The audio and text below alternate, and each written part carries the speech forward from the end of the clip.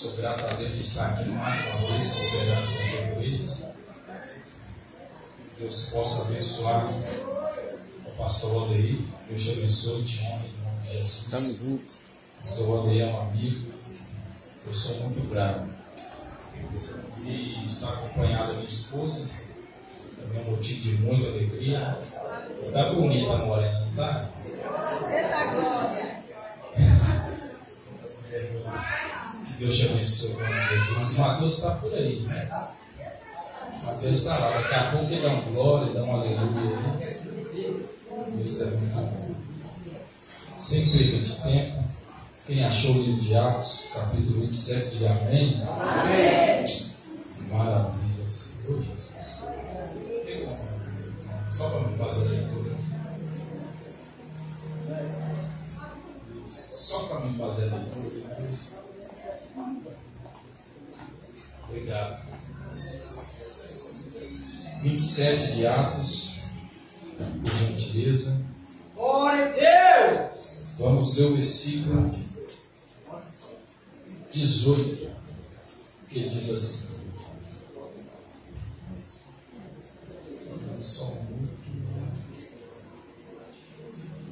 Vamos ler o versículo 21. Diz assim. Isso, 27, versículo 21. Havendo já muitos que não se comiam, então Paulo, pondo-se em pé no meio deles, disse: fora na verdade, razoáveis, ó varões, ter-me ouvido a mim, e não partindo de crer, e assim evitaria esse incômodo e essa perdição. Mas agora vos admoesto que tenhais bom ânimo, porque não se perderá a vida de nenhum de vós, mas somente o navio.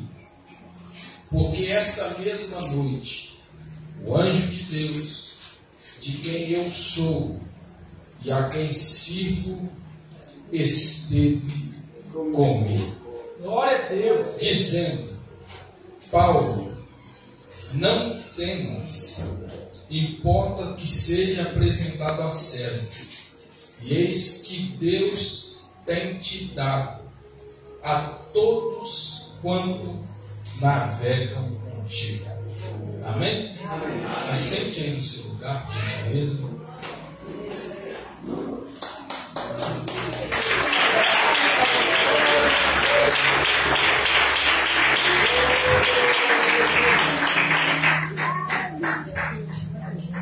Glória a Deus! Estou bem cansado.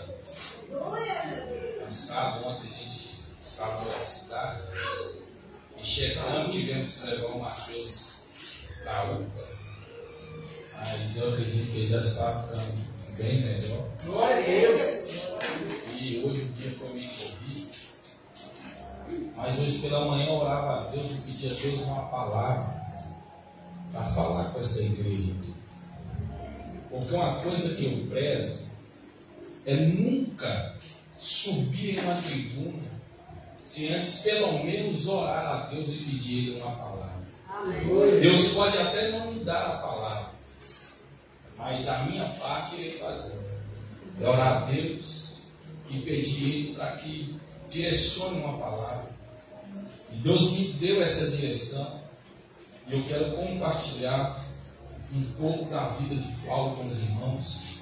Eu creio que Deus irá falar conosco nessa noite. Aleluia!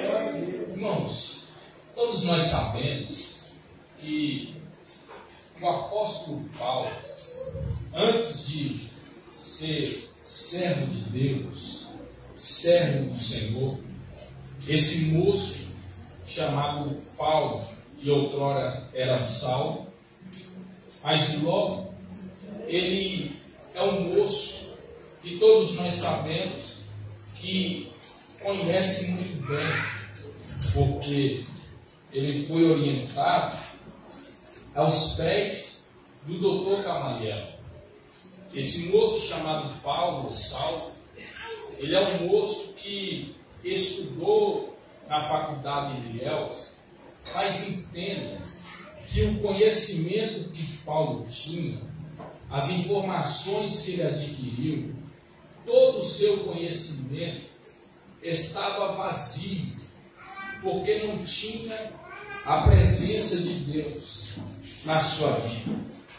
Mas logo, os anos se passam, Paulo se torna fariseu. Paulo é tão respeitado que ele fazia parte e sentava em uma das cadeiras do Sinédrio. E esse moço chamado Paulo, ele tem um respeito muito grande, tanto para os romanos, para os judeus e para os gregos. Logo, nós vamos perceber que Deus, ele vai enviar Jesus à terra. Jesus vem, ele nasce, cresce, se desenvolve. Jesus, ele é sacrificado. Ele morre na sexta-feira. Ele ressuscita no domingo pela manhã. Mas entenda que quando Jesus ressuscita, mostrando o seu amor, o seu poder, logo, Jesus fica 40 dias na terra, preparando os seus servos, aqueles que estavam perante a tua presença, preparando eles 40 dias, orientando, dando algumas instruções, ensinamentos. Mas Jesus é assunto aos céus. Todos nós sabemos. Jesus sobe, o Espírito Santo desce, a igreja recebe, lá em Atos capítulo 2, a presença, o poder do Espírito Santo. Mas entenda algo aqui, irmãos. Pedro é um moço que foi chamado por Jesus, uma orientação para ser o pastor presidente do ministério. Pedro foi orientado e escolhido por Jesus, ao ponto de Jesus perguntar para Pedro por 3 vezes: Pedro, tu me amas? E ele fala: claro que te amo. E Jesus fala: então apacenta as minhas ovelhas. Por pelo menos 3 vezes essa conversa é citada. Mas entenda que Pedro, além de ser o pastor presidente, Pedro também, ele tem a sua comitiva. Os obreiros daquela igreja estavam ali reunidos, preparados, cheios do Espírito Santo, para fazer uma grande obra. Mas eram 12 que eram escolhidos para dar sequência ao Evangelho de Cristo na terra. Puseram eles, chegaram eles, se reuniram e perceberam que só tinha 11, porque Judas se foi e precisava preencher a vaga, precisava preencher aquela lacuna, precisava que alguém representasse Jesus na terra para se formar os 12. E logo jogaram a sorte e tiveram a ideia de jogar a sorte, e a sorte caiu por Matias. Matias recebe agora a oportunidade de assumir o ministério, de ter uma função eclesiástica. E Matias, ele recebe a unção, ou melhor, a oportunidade de trabalhar naquela igreja que se inicia, ao ponto de nós entendermos que essa igreja inicia com 120 crentes, mas na primeira pregação, perdão, 3.000 para o reino do céu. E percebe que os dias se passam, mas em outro culto, onde Pedro e João, eles vão para o culto da tarde e sobem para orar ao Senhor, de repente, um paralítico um coxo que estava na porta formosa, pede uma esmola, e eles falam assim: olha, não temos ouros, não temos prata, mas o que temos te damos, receba o nome de Jesus de Nazaré. Gentileza. E agora esse moço, chamado Pedro e João, eles vão entrar para o templo, e ali João e Pedro discursam. Eles falam, Pedro fala com tanta autoridade, que mais 5 8.000 pessoas se convertem, aceitam o nome do Senhor, é batizado. E agora uma igreja que eram 120 passa a ter mais de 8.000 membros. E essa igreja cresce, essa igreja se desenvolve, essa igreja está em ascensão, e essa igreja começa a incomodar um moço chamado Saulo. E esse moço chamado Saulo percebe o crescimento da igreja de Cristo na terra, esse novo movimento que surgiu para eles do nada, mas agora incomoda esse moço, ao ponto dele se dirigir ao rei e pedir autorização para o rei para perseguir, para matar, para atrair aquelas pessoas que servem aquele evangelho e trazer a morte, trazer a perdição. E logo Pedro recebe, melhor dizendo, Paulo recebe a autorização do rei para ir e buscar os crentes e aqueles que não se convertessem ou voltassem às suas origens. Paulo, ele tinha autorização total para matar, para destruir, ao ponto da história dizer que Paulo chegava na casa de um cristão, ao ponto dele bater na porta, chamar a pessoa do lado de fora, e quando a pessoa se aproximava da porta e abria, Paulo saudava, e acompanhando Paulo uma comitiva de homens. Logo, Paulo fazia a pergunta dizendo: olha, nós viemos aqui para fazer a seguinte pergunta: você vai negar esse Cristo ou não vai? E a pergunta é dada, e a resposta de alguns era que eles não negariam aquele Jesus que nos salvou, porque quem uma vez é salvo pelo poder do Evangelho entende que nada pode impedir ou atrapalhar a sua vida com Deus. É por isso que o próprio apóstolo Paulo vai escrever aos Romanos: nada pode me separar do amor de Deus, nem a morte, nem a vida, nem a riqueza, nem a pobreza, nem o principado, potestade, nada disso vai me tirar o amor de Deus. Eu louvo ao Senhor por isso. Mas olhe para cá, por gentileza. Agora, esse moço chamado Paulo, ou Saulo, como vocês queiram, esse moço agora persegue. Ele está atrás dos cristãos, ele está atrás de alguns endereços, ao ponto de pegar a carta e ir para uma região em Damasco para trazer a morte a algumas pessoas. E a autorização está na mala. E Paulo anda com algumas comitivas, algumas pessoas, mas todos nós sabemos que esse moço chamado Paulo vai ter um encontro com o Senhor Jesus. E quando esse moço encontra com Jesus, de repente a voz do Senhor, o mestre amado, vai dizer: Saulo, Saulo, por que me persegues, meu filho? Por que me persegue? Aí Saulo vai dizer: mas quem é o Senhor que fala comigo? De repente Jesus responde a ele: eu sou Jesus, a quem você persegue. E logo Paulo fica cego, Paulo não enxerga, Paulo não vê nada, mas Jesus estende a mão, recebe Paulo de volta e orienta que Paulo segue um caminho. Ele vai até a casa onde Jesus orientou a ele, e logo Jesus já levanta um profeta para encher o azeite, pegar a botija, encher de azeite e ir até onde Paulo está. Ali Paulo está descansando, ali Paulo está recebendo os cuidados na sua vista, mas percebe que lá vem um profeta com um vaso cheio de azeite. E a pergunta é essa: Deus vai ungir quem? Deus vai separar quem?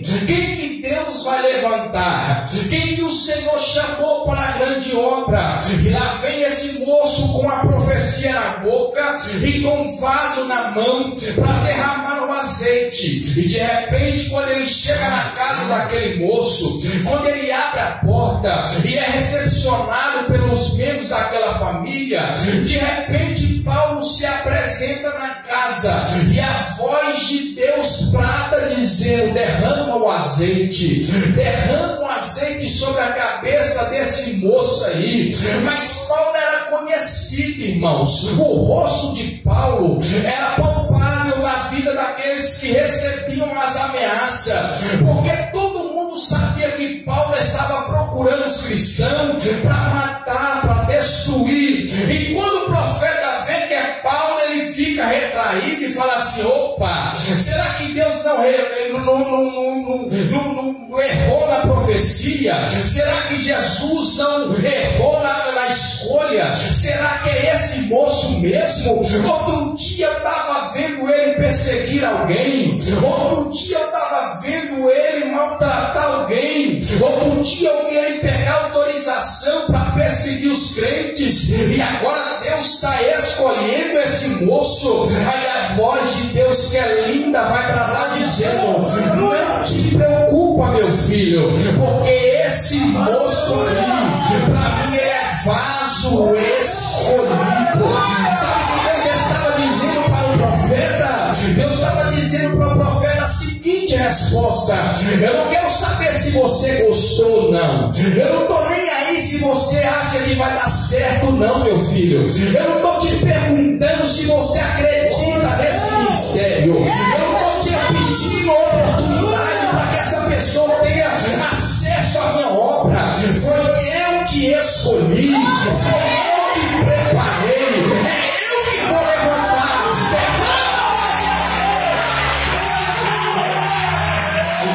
Sinto a presença do Espírito Santo no nosso meio. Por gentileza, levanta a mão em cima.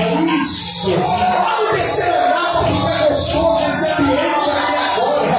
Porque o diabo achou que você seria mais um membro da congregação. O inimigo achou que você viria para o culto caído, cabisbaixo, destruído. Passaria algumas horas levantando a mão para cima e voltaria para casa do mesmo jeito. Mas o Deus dessa obra, é Ele te chamou, te escolheu e tem algo para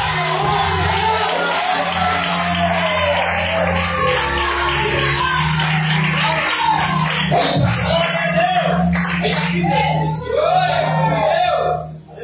esse moço agora, que está ungido, consagrado, ele vai pedir a oportunidade para Pedro. Ele fica 15 dias com Pedro, mas Pedro dispersa Paulo, porque na igreja em Jerusalém, ninguém queria acreditar no ministério desse moço, ninguém queria acreditar na convenção desse moço, ficavam com medo, retraídos, não tinha coragem nem pouco para cumprimentar da paz do Senhor Jesus. Mas perceba que Paulo, ele vai agora ficar alguns dias excluído, ninguém dá oportunidade para ele, ninguém chama ele para um trabalho, ninguém dá oportunidade para ele falar um culto, ninguém dá oportunidade para ele dar um ensinamento. Mas esse moço está lá, está trabalhando nas tendas, mas Deus está enchendo ele com o Espírito Santo. Esse moço chamado Paulo está excluído do ministério, está excluído da igreja de Jerusalém, mas lá em Damasco, ou lá no deserto, tem o Espírito Santo cuidando desse moço, tem o Espírito Santo trabalhando na vida desse moço chamado apóstolo Paulo. E todos nós sabemos aqui que esse moço chamado Paulo, ele vai começar o seu ministério, e ele começa a sua carreira ministerial, e de repente ele começa a fazer algumas viagens missionárias, e logo nas viagens que ele faz, o seu trabalho missionário é tão poderoso, que na cidade que ele chegava, tinha alguns irmãos. De repente, ele chegava na casa de algumas pessoas e começava a dizer: eu preciso fazer uma oração nessa casa, eu preciso ter um culto aqui nessa igreja, nesse ambiente, me dá a oportunidade de falar do meu Jesus aqui. E a pessoa abria a porta da casa, e de repente Paulo começava a pregar e falar com tanta propriedade, falar com tanta unção, com tanta autoridade, que de repente ele ganhava a casa, de repente ele ganhava os vizinhos, e ali pessoas eram ganhadas para o reino do céu, e uma igreja era estabelecida ali. E logo Paulo, ele foi um dos maiores fundadores na era dessa igreja primitiva, foi um dos que mais fundou a igreja, porque na cidade que ele chegava, abriu um trabalho, ele estava, essa igreja estava ali, e logo Paulo, que estava ali na direção daquele trabalho, escolhia, orava a Deus, escolhia alguém para tomar a frente do trabalho, consagrava a ele, e despedia da igreja, e partia para a próxima missão. E esse moço, chamado Paulo, ele está tão cheio do Espírito Santo, que foi abrir 1, 2, 3, 4, e foi em muitas igrejas que ele abriu. Mas de repente, na sua terceira viagem missionária, ele vai fazer a sua missão, ele vai visitar algumas igrejas que ele já tinha aberto, ele vai visitar algumas regiões que ele havia passado, e de repente ele visita um ambiente, ou melhor, ele fica sabendo de uma igreja em Cesareia, e essa igreja, ele fica sabendo que essa igreja é cheia do Espírito Santo. Ele ouve falar que o pastor Filipe, que é o pastor presidente daquela região, está cheio de Deus, e as suas filhas eram 4 moças, ainda jovens, e elas profetizavam. Essa igreja em Cesareia é uma igreja poderosa, é uma igreja cheia do poder de Deus, ao ponto das suas filhas serem respeitadas, porque eram cheias da autoridade de Deus logo na sua mocidade, na sua juventude. E perceba que esse moço chamado Filipe, ele ficou tão respeitado em Cesareia, porque ele foi conversar com a pessoa que estava ali e tinha outro segmento, não acreditavam nas mesmas coisas, eram totalmente ao contrário daquilo que ele pregava. Mas em uma simples conversa, aquele moço levantou a mão para cima e falou assim: eu quero servir esse Jesus que você serve. E essa proporção dessa conversa tomou toda a cidade, ao ponto das pessoas virem de longe para congregar na igreja em Cesareia. Essa igreja do pastor Filipe é uma igreja muito bem representada, e chega aos ouvidos de Paulo que essa igreja está cheia do poder de Deus, que essa igreja está fumegando da presença de Deus, e dá um desejo no coração de Paulo visitar essa igreja em Cesareia. E logo ele, acompanhado com a sua comitiva, vai dizer: vamos até essa igreja, eu preciso conhecer esse pastor, eu preciso conhecer esses irmãos, eu preciso conversar com as filhas desse pastor e ver o que Deus tem feito naquela obra. De repente Paulo, acompanhado com a sua comitiva, se dirige para a região de Cesareia. Quando ele chega em Cesareia, Paulo já está ameaçado, Paulo já está recebendo a ameaça de Jerusalém. Paulo já recebe a ameaça dizendo que ele não poderia voltar para Jerusalém. E percebe agora que Paulo, ele tem que vir escondido. Por quê? Porque Paulo é tão reconhecido, Paulo é aquela pessoa que na onde ele passava, todo mundo sabia quem era ele. Mas Paulo, para minar a perseguição que vem de Jerusalém, Paulo começa a ir pelos escuros e pelas madrugadas frias. É por isso que Paulo chega doente nessa cidade. Mas quando Paulo chega em Cesareia, isso é lindo demais, irmãos. Paulo chega, ele não vai direto para a congregação. Havia uma reunião dentro da casa daquele moço chamado pastor Filipe, melhor dizendo, era evangelista daquela obra. E quando esse moço recebeu a Paulo, tinha alguns irmãos que estavam presentes naquela casa, e era de costume daquela região, quando o obreiro ou o homem chegava cansado do seu serviço ou do seu trabalho, ele tirava o cinto e pendurava atrás da porta. E todos que vieram antes de Paulo tirou o cinto e colocou atrás da porta. E de repente Paulo é recepcionado na casa. Quando Paulo chega na casa, a primeira coisa que ele faz é tirar o cinto e colocar atrás da porta. Mas quando Paulo deposita o cinto atrás da porta e está conversando com alguns irmãos naquela casa, conhecendo o pastor Filipe, a sua família, conhecendo os obreiros daquela obra, vindo que essa igreja é diferente, é cheia do Espírito Santo, Deus levanta um profeta profeta chamado Ágabo, e esse moço vai se dirigir àquela região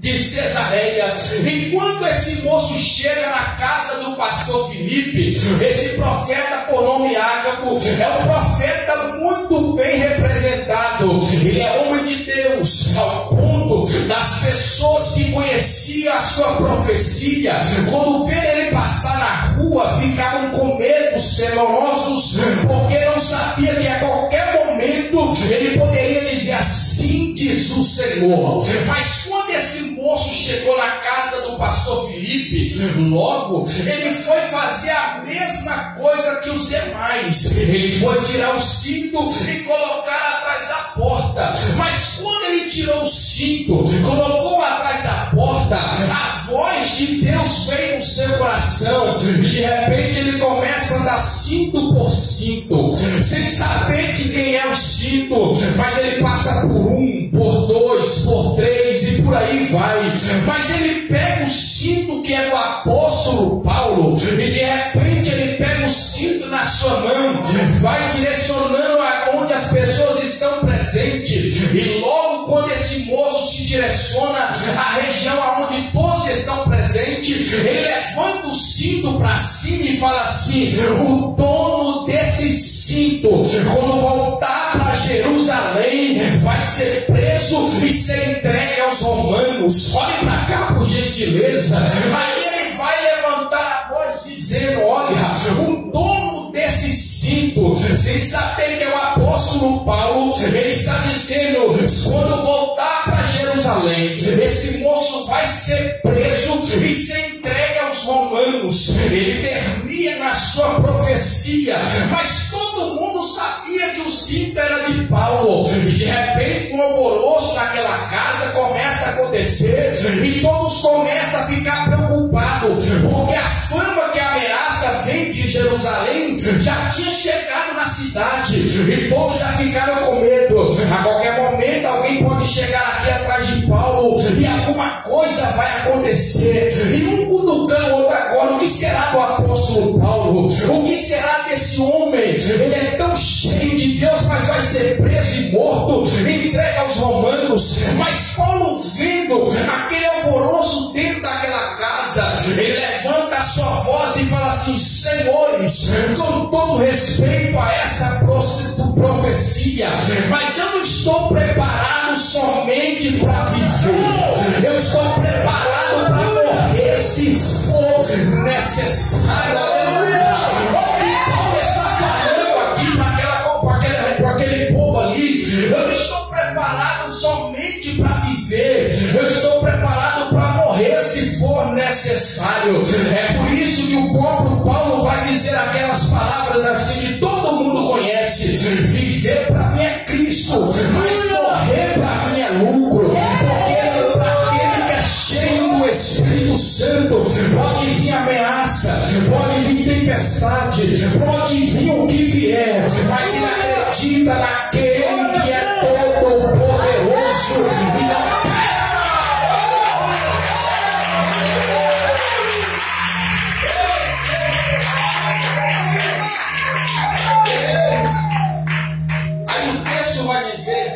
Que esse moço chamado apóstolo Paulo, ele vai chamar a sua comitiva e vai dizer: olha, vamos voltar para Jerusalém. E eles vão dizer: não, Paulo, está ficando doido, já estão esperando você chegar. E ele vai falar assim: não, vamos voltar. Eles voltam para Jerusalém, e o primeiro endereço que Paulo vai se dirigir ao templo. Ele se dirige ao templo, começa a conversar com os sacerdotes e os anciões, mas de repente a multidão que acompanhava Paulo começa a perceber que Paulo está dentro da congregação, conversando com os anciões e com o sumo sacerdote. E quando esses homens estão ali conversando, logo uma multidão é colocada na porta do templo, todo mundo querendo perseguir Paulo, todo mundo querendo ver Paulo e apedrejar, todo mundo querendo tacar uma pedra naquele moço. Mas perceba, isso é lindo demais, que o moço vai até a autoridade suprema e vai chegar assim: olha, o negócio é o seguinte, está todo mundo mundo sabendo que Paulo está presente na cidade, todo mundo sabe que ele está no templo, mas tem uma multidão esperando ele sair, e se ele sair da porta para fora, ele vai morrer, não tem jeito. E essa autoridade superior vai dar autorização para os seus soldados pegarem Paulo, retirar Paulo em segurança e levar para a fortaleza. E Paulo é pego e se dirige para a fortaleza. Mas olha isso aqui, irmãos, isso é lindo demais. Quando Paulo está subindo as escadas e o povo dizendo: mata, é traidor, dizendo aqueles pecados que ele achava que Paulo tinha feito contra aquele povo e contra o seu Deus, logo aqueles homens que estão ali dando informações diante dos soldados, gritando, dizendo a sua sentença de morte, logo Paulo escuta, ele conversa com o soldado no meio da escada. Isso é lindo demais, irmãos. Quando ele conversa com o soldado no meio da escada, ele vai dizer: olha, eu preciso falar com essa multidão, eu preciso dar a minha versão da história, eu preciso falar para esse povo. E logo o soldado dá autorização para que Paulo fale com a multidão. Mas Paulo até então estava falando a língua grega, estava falando a língua grega para aqueles soldados. Mas quando Paulo vai se dirigir para a multidão, Paulo muda o idioma. Paulo agora começa a falar hebraico, e isso vai perturbar os soldados, dizendo: mas espera aí, esse moço que está aqui, ele estava falando grego agora, mas de repente começa a falar hebraico com a multidão. Como assim? O que foi que aconteceu? Sabe que eu louvo a Deus por isso? É que Paulo é chamado, é escolhido por Deus, mas Paulo é um homem preparado para a obra. Paulo está preparado. Paulo não foi preguiçoso não, irmãos. Paulo, ele se preparou, ele foi atrás do conhecimento. Quando Paulo queria falar para grego, ele falava. Quando Paulo queria falar hebraico, ele falava. Quando Paulo queria falar com os romanos, ele conseguia falar. Paulo, ele tinha um entendimento. O que é isso, pregador? Paulo, ele se preparou. E eu estou ouvindo numa geração agora preguiçosa. Ninguém se prepara, ninguém quer fazer o preparo ministerial, ninguém quer fazer o caminho da oração, ninguém quer fazer o caminho do monte. A gente está com a mania de ficar agora, ligar Netflix, deitar, pegar um sanduíche e ver novela, ver filme. Isso é bom também, nossa, irmãos, mas Deus vai levantar alguém que preparou.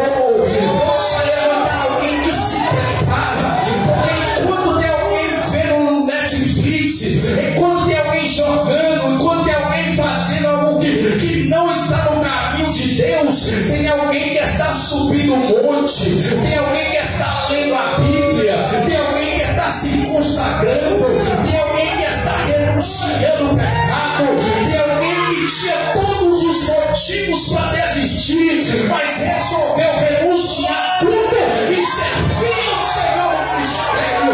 Levanta sua mão, isso, por gentileza, porque Deus vai te...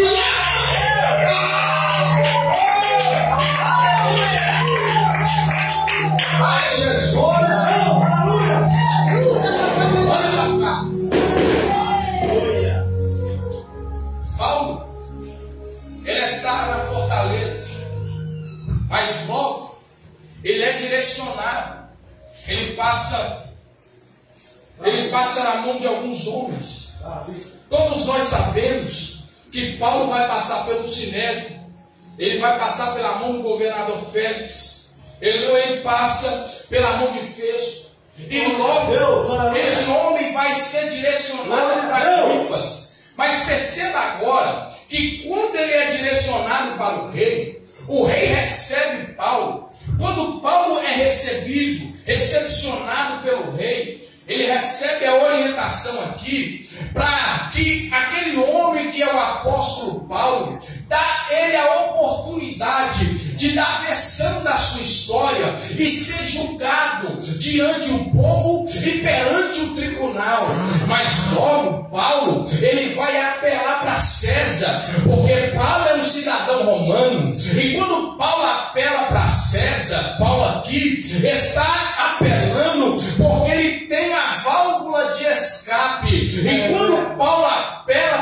César, e eles veem que Paulo é um cidadão romano, eles ficam preocupados. Opa, agora ninguém pode tocar nesse homem, agora ninguém pode fazer nada com esse moço, porque agora ele está sob a autoridade de César. E agora esse moço chamado Agripa, ele vai se reunir com seus soldados e vai chamar um homem chamado Júlio e vai dar ele a autorização de pegar Paulo e levar para Roma, e vai dizer para ele: olha, respeita esse homem, dá ele a oportunidade que ele quiser. Se ele quiser pregar no barco, deixa ele pregar. Se ele quiser levantar a mão, deixa ele levantar. Não faça nada, respeite a autoridade que ele tem, porque ele é cheio de Deus. Esse homem é diferente. E logo César, Júlio, quando vai receber essa orientação, ele pega os seus soldados,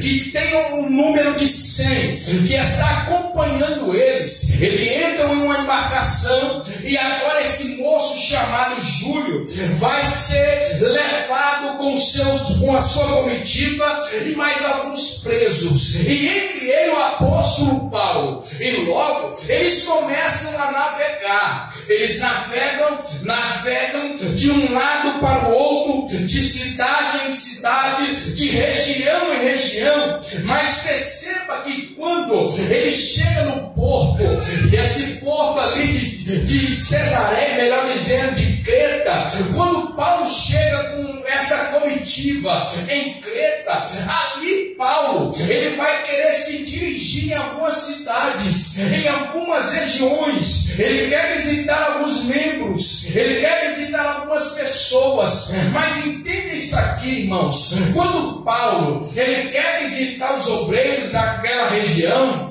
Paulo vai pedir autorização a Júlio. E quando ele pede autorização, ele fala assim: olha, Paulo, pode pegar a sua comitiva e pode ir aonde você quiser. E tem uma coisa, Paulo, o negócio é o seguinte: eu vou dar autorização para você que leve 2 soldados contigo. Vai um à sua direita e vai outro à sua esquerda. E não se preocupa, Paulo, porque ninguém vai tocar no teu ministério, ninguém vai mexer com a sua vida. Paulo, que está preso, não parecia que estava preso. Paulo está preso, mas anda como se estivesse livre. Olha isso aqui, irmãos: Paulo está preso, mas anda como que estivesse livre. E eu louvo a Deus por isso. Por quê? Porque para o mundo, eu e você estamos presos. Para o inimigo, eu e você estamos acorrentados. Para quem olha para você que serve a Deus, eles olham para você e falam assim: olha lá, não pode usar aquela roupa, porque não pode fazer isso, olha lá, não pode fazer aquilo. Tadinha dela, não pode beber, não pode fumar, não pode se dobrar, não pode fazer nada, está presa lá. Eu me dou livre, eu posso fazer o que eu quiser, eu posso beber se eu quiser, eu posso fumar se eu quiser, eu posso fazer tudo o que eu quiser. Mas Paulo, para as pessoas, eles acham que Paulo está preso, mas não. Paulo não está preso. Paulo está preso ali fisicamente, mas está mais livre que muita gente, porque para essas pessoas, eles dependem de fazer tudo isso que eu recitei aqui para ser feliz, para se alegrar. E nós que somos para eles presos, mas somos livres, podemos fazer tudo isso para se alegrar também. Mas como nós estamos livres e não precisamos ser presos em nada disso, aí nós falamos assim: eu posso até pecar, eu posso até falhar, mas a minha escolha é servir ao Senhor, meu Deus Todo-Poderoso. Levanta a sua mão em cima, por gentileza.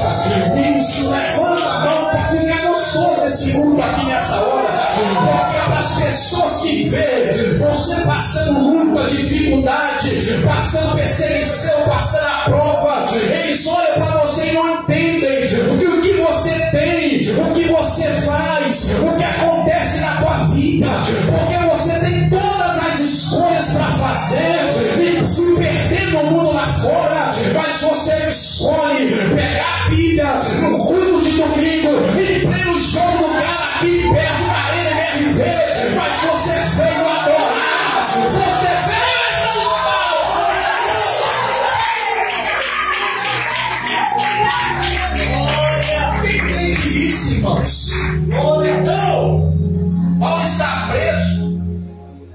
mas anda como que estivesse livre. Glória a Deus. Obrigada, meu Deus. Aleluia. Glória a Deus. Louvado seja Deus. Porque a prisão, ela não é aqui. Ela é aqui. Ela é aqui. Verdade, Jesus. Obrigada, Deus. Toda-me, Senhor. A prisão não é aqui. Ela é aqui. E aqui. Mas perceba, eu preciso terminar. Quando Paulo, ele chega em Creta, passeia algumas cidades. Quando Paulo volta para entrar na embarcação, Paulo vai chamar Júlio e vai dizer assim: Júlio, perceba que a navegação será incômoda. Não vamos viajar hoje, vamos ficar aqui. Mas Paulo dá a orientação.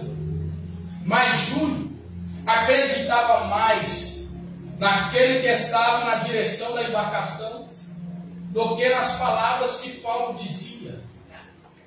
E Paulo, quando ele dá aquelas orientações para Júlio, ele percebe, ele por mais que respeite a autoridade na vida de Paulo, mas ele olha para o tempo, olha para o céu, olha para o mar e vê que está tudo calmo, tudo tranquilo, está tudo normal.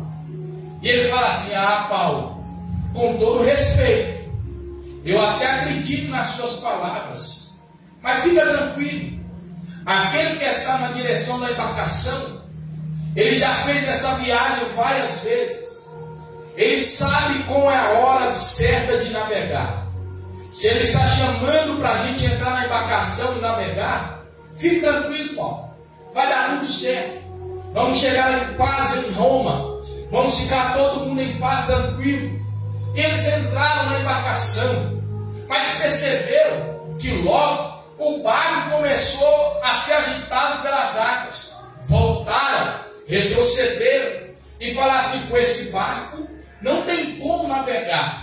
Procuraram um barco emprestado de alguém e acharam um barco de Alexandria. Esse barco agora é maior, é grande. Esse barco agora suporta tantos passageiros, tantos presos e tanta comitiva que estava ali preparada para navegar de um lado ao outro. Mas logo, esse moço chamado Júlio, quando ele encontra o barco de Alexandria, ele vai chamar Paulo e vai dizer: Paulo, nós achamos um barco maior, nós achamos um barco melhor. Esse barco agora vai dar a gente a segurança, vai dar a gente a oportunidade de chegar tranquilo em Roma. Fique tranquilo, Paulo, vai dar tudo certo. E Paulo volta a dizer a ele: ô Júlio, com todo respeito, mas eu prefiro que nós ficamos aqui em Creta. Não vamos viajar hoje, viajamos amanhã.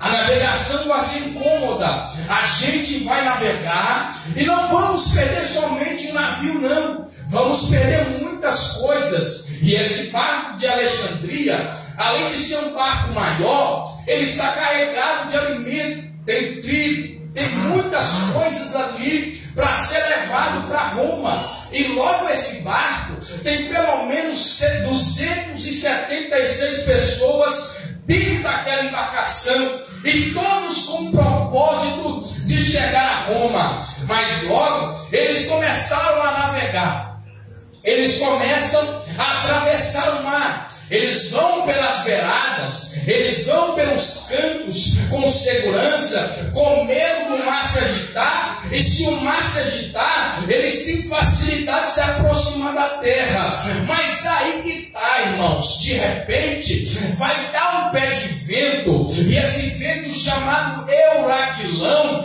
vai puxar o barco que está na beirada e trazer para o meio do mar. Esse pé de vento é tão forte que o barco começa a estalar, as ondas começam a bater na polpa da embarcação, de repente o barco estala, as madeiras começam a inchar, e logo a preocupação preocupação está presente na embarcação, e todos preocupados dizendo: vamos morrer, não tem jeito, porque além da embarcação ser tirada do campo e levado para o meio, agora o mar se agita, e o mar não se agita de um lado para o outro, esse mar se agita de dois lados, o lado vem da direita, o vento vem da esquerda, o vento vem da direita e o vento também vem da esquerda, ao ponto dessas pessoas que estão dentro da embarcação ficar sem saída e sem entender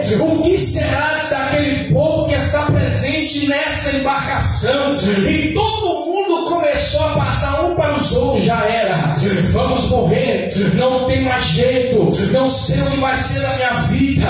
Quem acreditava em alguma coisa começava a orar para aquilo que acreditava, e quem acreditava em Deus já sabia da providência divina, e eu louvo a Deus por isso. Mas aqueles homens viram que a navegação estava tão incômoda que chamaram Júlio e falaram assim: olha, Júlio, o negócio é o seguinte, vamos começar a jogar as cargas no mar, vamos tirar o peso da embarcação, porque assim o barco vai ficar mais leve e vamos ter tranquilidade para vencer a tempestade, irmãos. Mas de repente, olha isso aqui, o texto fala claramente: de repente o céu fica negro, de repente uma fumaça começa a ficar em volta daquela embarcação.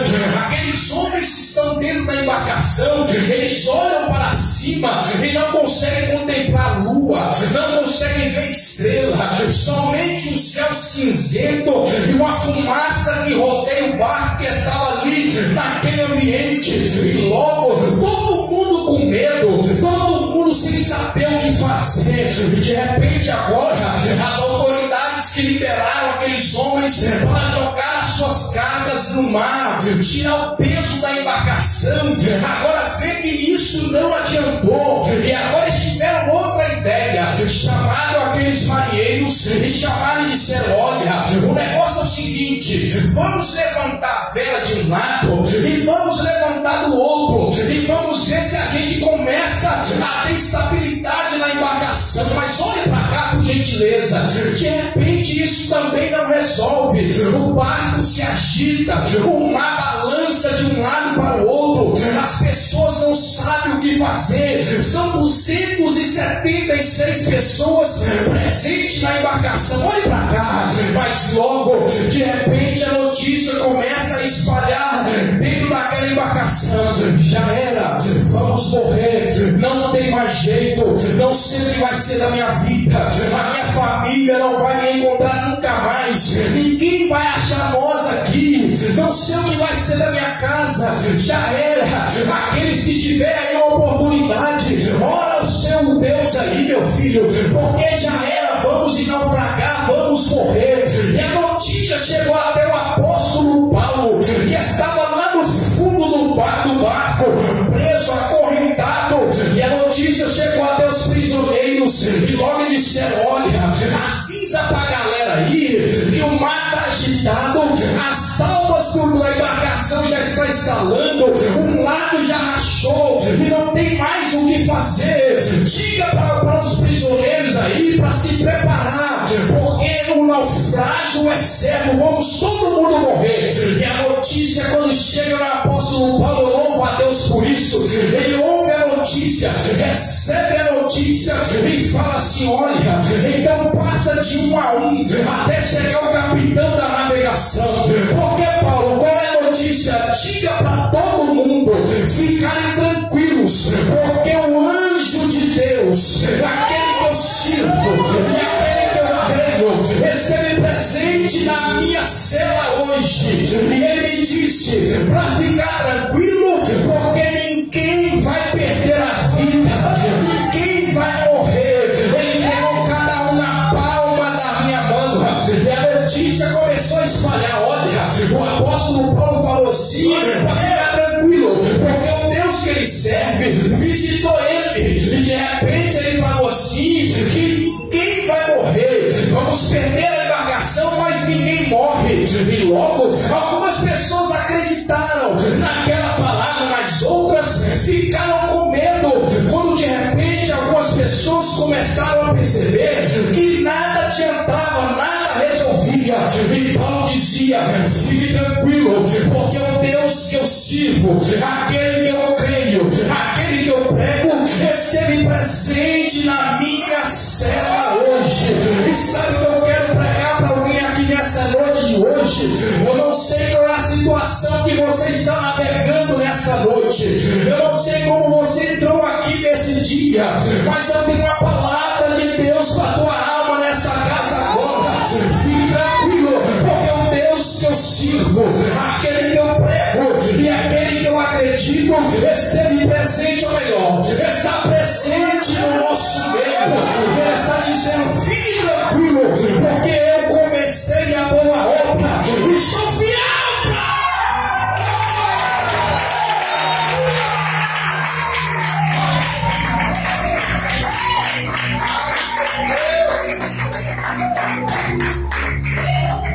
Olha pra cá. Vou terminar agora. Paulo dá a notícia. A notícia chega até o capitão. O capitão recebe e fala assim: esse moço é doido. Tem problema. Eu navego ano após ano. Vou da Ásia para a Europa. Vou da África para o sul. E por aí vai. Aleluia, Jesus. Conheço muito bem o mar. Não tem jeito. Não tem como. Vamos morrer. Só que aquela embarcação, ela era uma embarcação grande. Era uma embarcação de Alexandria, de Alexandre o Grande. Essa embarcação tinha alguns botes. Essa embarcação que tinha alguns botes salva-vida estava presa, amarrada.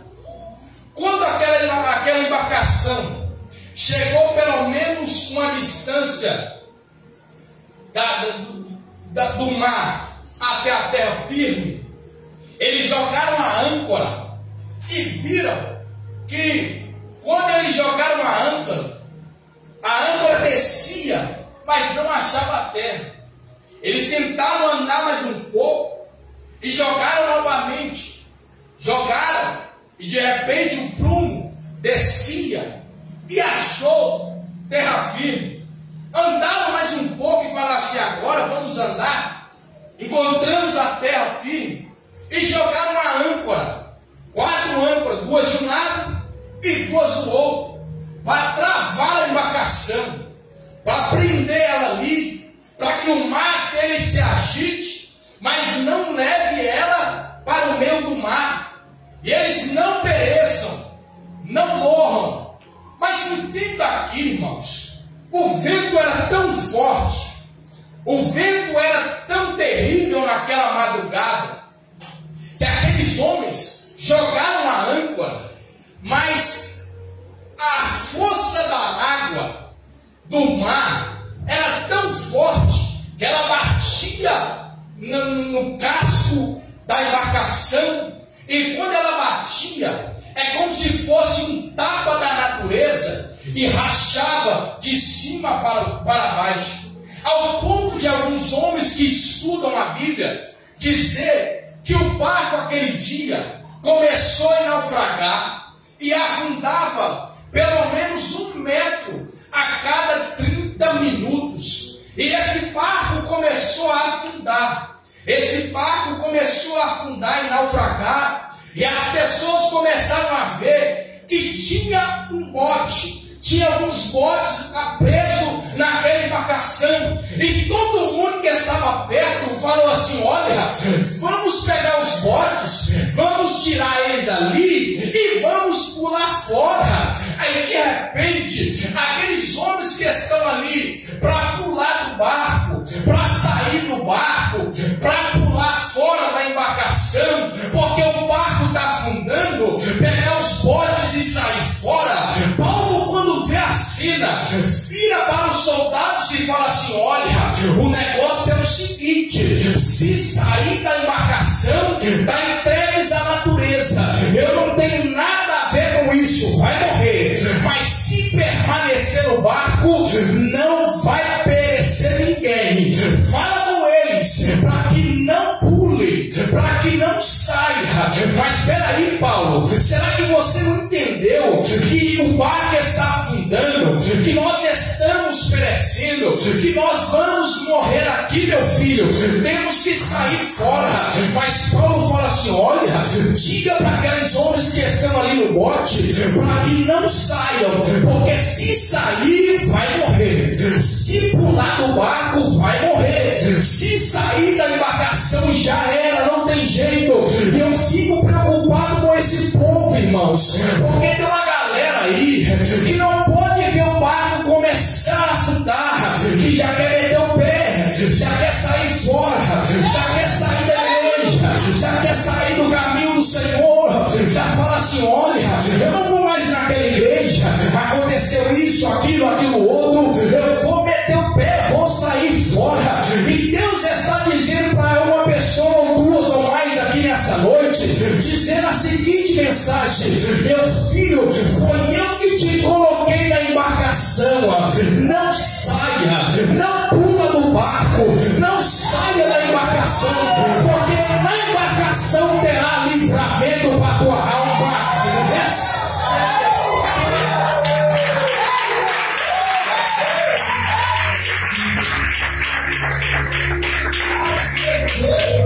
Posso pregar? Porque pular fora na hora que está afundando é fácil. Pular fora na hora que o negócio ficou feio. Vamos ser sinceros, todo mundo quer pular fora. Mas se Deus te colocou nessa embarcação, não saia, não pula do barco, porque vai ter livramento para a tua vida, para a tua casa nessa noite. Por gentileza, levanta a sua mão para cima. Eu vou liberar uma palavra de Deus para o seu coração nessa noite de hoje. Eu sei que às vezes a situação é feia, irmãos. Eu sei que às vezes a situação é complicada. Eu sei que às vezes dá vontade de pular o barco, sair fora, largar o ministério, desistir de igreja, largar de ser crente, abandonar tudo. Mas foi Deus que te chamou, foi Deus que te escolheu. Ele preparou a embarcação para você navegar. Então não desista do teu chamado, então não desista da tua vida ministerial, porque se Deus começou a boa obra, Ele é fiel para terminar, Ele vai concretizar na sua vida. Olha para cá. Aí diz o texto que Paulo libera a palavra. Os soldados vão até os botes e tiram todo mundo de lá. Pega o bote e corta a corda.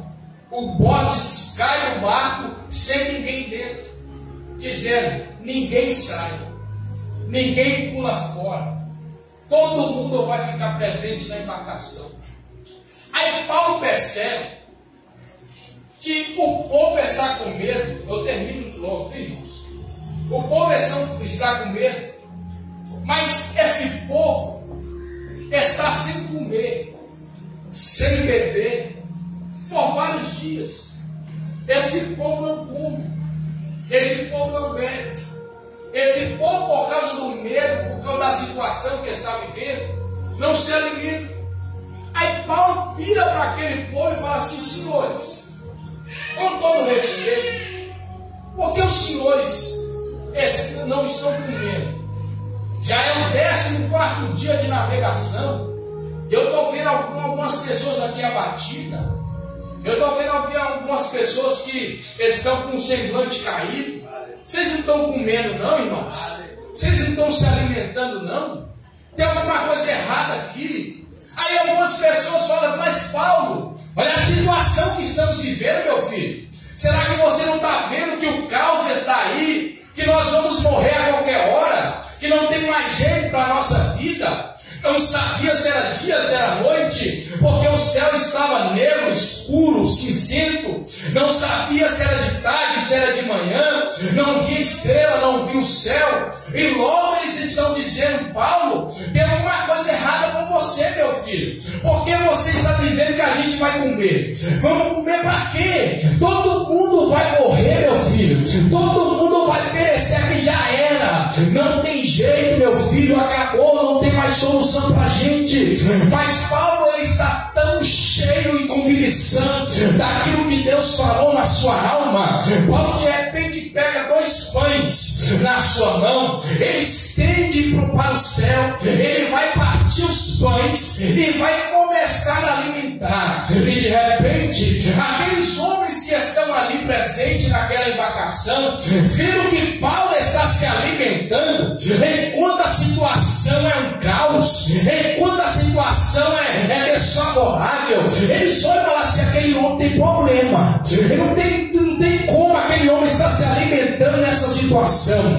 Olha a situação que estamos vivendo agora, ele se alimenta tranquilamente. Olha lá o sorriso no rosto daquele homem, ele parece que tem problema de cabeça, mas aí está, irmãos, quem sabe quem serve, quem acredita naquele que está servindo, ele pode saber que a qualquer momento vai morrer, mas ele também sabe quem cuida da sua vida é aquele que lhe chamou, é aquele que lhe escolheu. Aí aquele povo está dizendo: olha lá, Paulo é maluco, Paulo tem problema, olha como está se alimentando dessa situação, o caos está aí, vamos morrer a qualquer momento, a qualquer instante, e ele está se alimentando.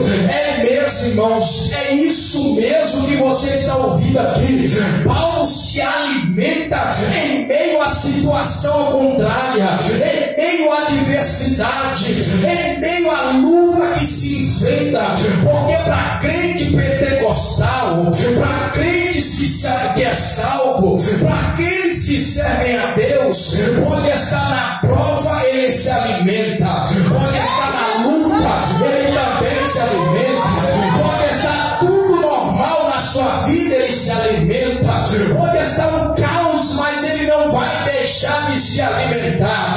Sabe por que crente não deixa de se alimentar? É porque ele sabe do pão que ele vai comer, ele sabe que o pão que ele vai se alimentar, ele não falha, ele dá força, ele fortalece. É por isso que alguém que olha para você não entende a luta que você enfrenta, a dificuldade que você passa, mas mesmo assim você pega a sua Bíblia, coloca debaixo do braço e vai para a casa do Senhor. Quem olha de longe fala assim: lá tá ficando doida, tá devendo Deus e o mundo e tá indo não adorar, tá devendo Deus e o mundo, tá faltando coisa na casa, tá passando dificuldade, o aluguel tá atrasado, a luta, a situação é constante, mas olha lá para onde ela tá indo, olha lá onde ele tá aí agora. De repente a Bíblia é posta debaixo do braço, tá aí aonde, meu filho? Eu vou buscar o alimento, eu vou buscar o pão para minha alma. Mas e aí a situação que você está enfrentando? Tem problema, aquele que me chamou, ele vai liberar a providência para minha alma. Aí o povo fica perturbado porque você enfrenta o que enfrenta, tem todos os motivos para parar de desistir e não vir buscar o alimento na casa do Senhor. Eles falam assim: para, desiste, vai embora, já era, não tem mais jeito. E você vira para essas pessoas e fala assim: eu até pensei em parar, eu até pensei em desistir, mas quando eu lembro do alimento que o meu mestre tem para a minha alma, eu preciso ir lá na casa dele buscar. Eu não posso desistir, eu não posso parar, eu não vou retroceder não, meu filho. Levanta a mão lá em cima, porque eu vou liberar a palavra de Deus aqui nessa casa agora. A vontade do seu adversário é que você para, que você desiste, que você estacione, que você chuta o balde, que você olha para trás e fala assim: já era, não tem mais jeito para minha vida. Mas aqui uma palavra de Deus para tua alma. Lembra do pão, lembra do alimento, lembra daquele que te chamou.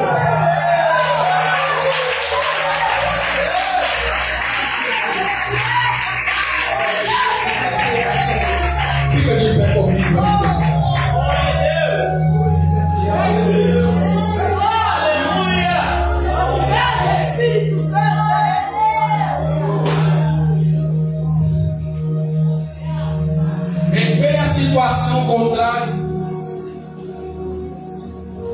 Em meio à adversidade, o vento forte, as tábuas da embarcação estalando, tem pão na mesa para que você se alimente. Glória a Deus! A luta ela vem, mas uma coisa que eu aprendi nesse texto aqui: jogaram tudo fora, tiraram o peso da embarcação e jogaram no mar, mas o alimento estava ali. Nunca saiu dessa embarcação. Eu tenho uma palavra de Deus para alguém aqui nessa noite: não saia, não desista, porque Deus tem alimento para a tua alma, e esse alimento vai te dar força para caminhar, para conseguir vencer, para prosperar. Eu profetizo do alto da sua cabeça, a planta dos seus pés, que por mais que a vontade venha de parar, Deus vai te dar força, alimento na tua alma, e você vai vencer, vai prosperar, vai conseguir passar pelo vento forte, e o nome do Senhor será glorificado na sua vida. Alguém vai olhar para você e falar assim: a prova, passei por ela, e a luta, venci ela, e a dificuldade, ela foi embora. E aí, como ficou? Eu não sei o que foi que aconteceu, mas tinha pão na segunda, na terça, na quarta, na quinta, na sexta, no sábado, e no domingo também tinha pão para mim se alimentar. E eu profetizo que não vai faltar na sua mesa. Recebe essa palavra.